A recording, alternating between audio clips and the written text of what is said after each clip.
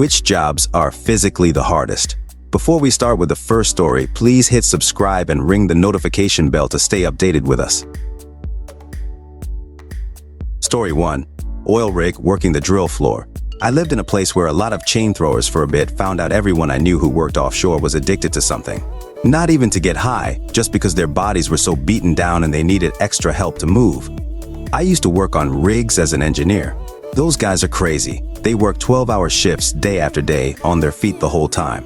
Now imagine doing that in Saudi Arabia when it is 110 Fahrenheit out, 100% humidity, standing on a metal oil rig in the middle of the Persian Gulf. Then it's Ramadan, so the Muslim guys are not supposed to drink or eat during the day. I have seen it and don't know how they didn't drop dead. Story 2. Wildland firefighter. I have a really tough friend who, starting as a 12-year-old, would go up to the northern mountains of British Columbia to plant trees with his dad. Then, as he turned 17, did it himself where you could save 20K over 3 months. It's arduous. 3 months in the humid heat filled with mosquitoes in the middle of nowhere. He would take remote and physically intensive jobs that paid well to pay for school.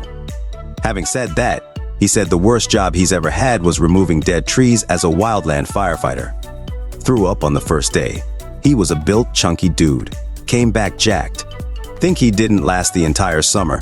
There were 1 or 2 more trips left or something, and he decided against it and never went back to doing it again. One of the more resilient dudes I know. Story 3. Sea scalloper at the top of that. 14-day trips working 16 HRS on, 4 off. 2 big meals a day. No breaks. It's frowned upon to take your gloves off unless to pee while on watch. Getting the grip is the worst. Feels like a broken wrist but can't let it slow you down too much. Then at the end, you get to unload 800-1,650 lb bags of scallops. Don't pull your weight. Half share, which can mean as much as 20K, 30K less in your paycheck. I've seen people turn in knowing as much, but so short they didn't care. Jacked grown men break down and cry. It's not for most. I miss it, but also not at all. Story 4. Almost anything actually dealing with patient care in medicine. I was an EMT, and that physically was some of the worst things I put my body through. I have 2 herniated discs in my lower back because of it. I work as a patient care assistant now, and the turning, moving, helping stand, etc. is again some of the worst things I put my body through. I was a PCT for 6 years until I got my CMA. Seeing as how a large portion of the US population is overweight, it put my body through some serious. I developed back issues and sciatica, which still flares up on occasion. And that was with me trying to use proper body mechanics. Nursing healthcare can really screw you up. Story 5. Being a carer. Not just the physical like cleaning the house and lifting them up and down out of chairs, beds, and toilets, but also the mental toll that comes with it. Absolutely. Even more so if your patients are confused. I'm an ICU nurse now. Not nearly as hard as the step-down unit when I had 8 sick, confused patients to keep safe, feed, wash, toilet.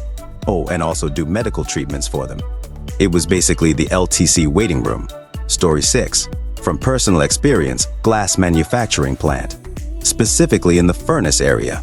Hard labor in 140 plus degrees 24/7. We were supposed to rotate in 15 minutes and out 15 to rehydrate.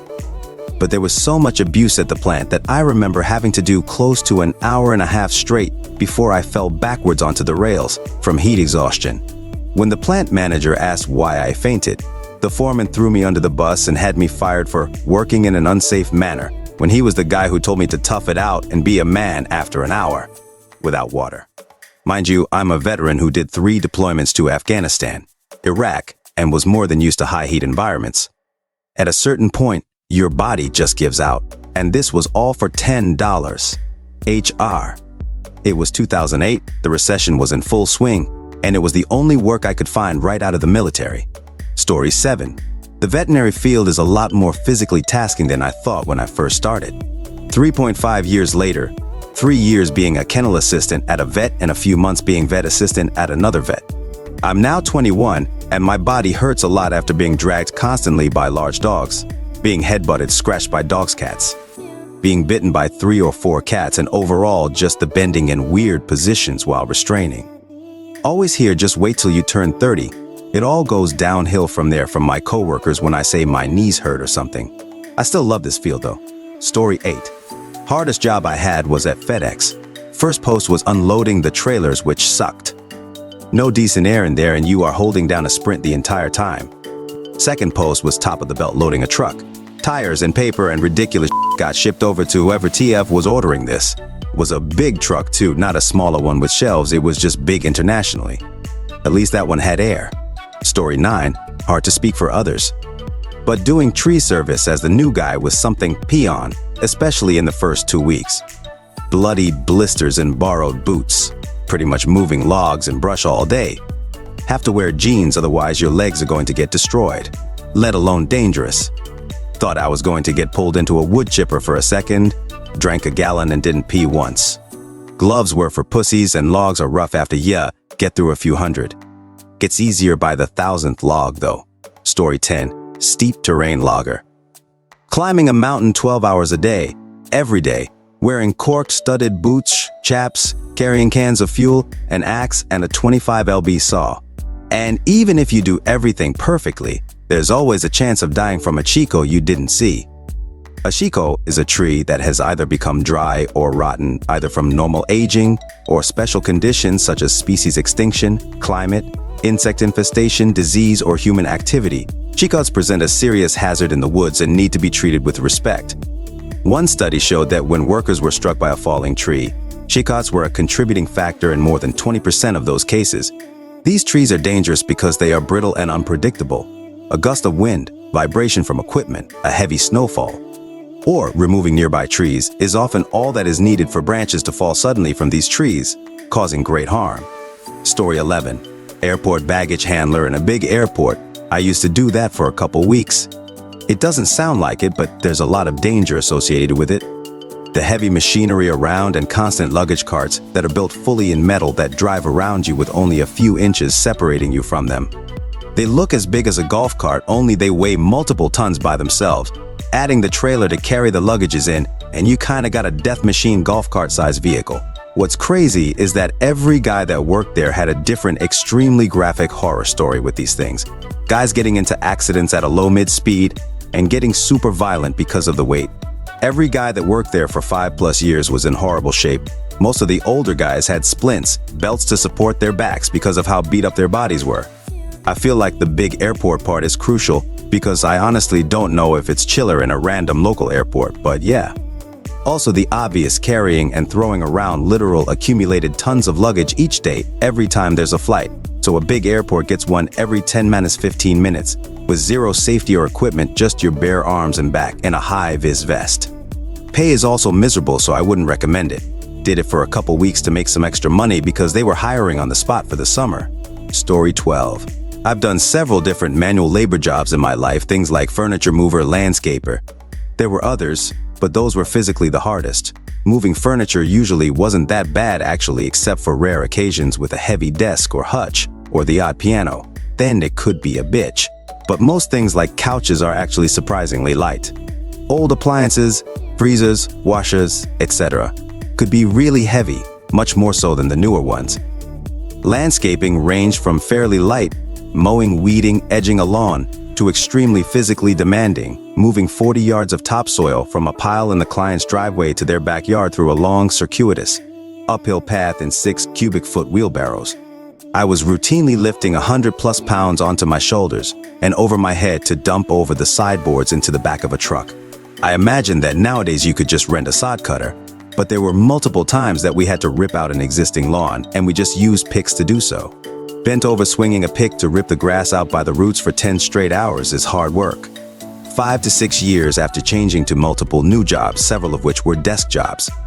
I bought my first house and thought I would rip out the small backyard that had basically grown up on its own to fill dirt. Figured it would take 4 hours to rip it out with a pick since it would have taken me 2-3 hours back when I was doing landscaping. It spent over 8 hours that first day swinging away with the pick and didn't get it all done. Came back out the next morning, took a swing with the pick and just whimpered. I was so sore. I finished it though. That was my welcome to being 30 years old moment. Story 13. I don't know about psychically, but I'm into true crime and the internet, and I've been studying the dark web lately, and I think being a victim identification specialist is probably mentally the hardest. What they are is they're law enforcement agents who watch child material to find clues about where the video took place to rescue the children being molested and arrest the offenders. They look for stuff like a brand of food, furniture, grocery bags, listen to accents, the languages they're speaking, stuff like that. You gotta watch photos and videos of young children being horribly, violently, which is very scarring, and you can hear the children screaming and crying. Also, when you infiltrate a sim board, you gotta pretend to be an offender and say a bunch of vile, disgusting stuff about children so they think you're one of them. Many victim IDs say they feel dirty and they need to take a shower because of how disgusting it is. Story 14. I used to repair wooden pallets, around 20 kilograms each, morph wet. Pick up a pallet off the repair stack and put it on the bench, 20 kilograms. Repair top boards. Pick up the pallet or flip it over. Not 20 kilograms to flip, but not effortless. Let's say 10 kilograms, so 30 kilograms total. Repair bottom boards and blocks. Pick up again and flip back over again is another 10 kg to 40 kilograms. Final examination. Hopefully, nothing broken spotted, or it's back to step 1. Last step is to pick up the pallet and deposit it on a repaired stack. These were removed by FLT when they were 15 high, so the last few were thrown up. 20 kilograms. Final total is 60 kilograms of lifting per pallet. I was on piecework and used to repair between 300 - 350 pallets per day, or put another way. Lifted between 18,000 and 21,000 kilograms a day. 5 days a week more overtime was available. I did this for almost 23 years. Looking back, it was pretty physical. Story 15. I've done various physical labor, including construction.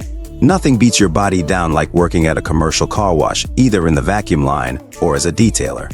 The jobs are always extremely shady. I've never seen one with a proper schedule, but instead you're told to get there as early as possible and they'll clock you in when they need you. Some days they'll want you to work 16 hours with no break because they're short-handed and the lines are 40 deep. Other days they'll tell you to be there at 9 a.m. and then say they don't need you yet, but you need to stick around because they will once it picks up. Only to be clocked on for 2 hours around noon before being told to go home and be back tomorrow at 7 a.m. because it's a Saturday. You'll also be expected to literally run at any point that you're using your legs. The manager will literally be shouting faster and faster, and the only thing missing is a whip. You'll also be completely drenched in soapy water, meaning you'll be sliding all over every time you try to move. If it's cold out, God help you. I was once told I couldn't wear my hoodie because it had a graphic on it. I was soaking wet and it was 30 degrees out, and they expected me to work in my short sleeve shirt. I also couldn't have facial hair, but a mustache was okay because 99% of the workers were Mexicans with mustaches. Meanwhile, the customers will be I'm half Mexican but pretty much look white and can't speak Spanish. One day a black guy actually got out of his car, made eye contact with me and said, "El vacuumo aguro," while making hand motions. I responded with a disgusted look. I speak English, and he just kind of laughed and told me to calm down. They get away with this because car washes are a hotbed for illegal immigrants to find work. It's very blatant and weird how they don't get shut down. I will say, if you survive for more than 6 months, you'll be in crazy good shape. Alright folks, that's a wrap. If you like more of this, please hit the thumbs up and subscribe to the channel. You can also share your thoughts in the comment below. I'll see you in the next video.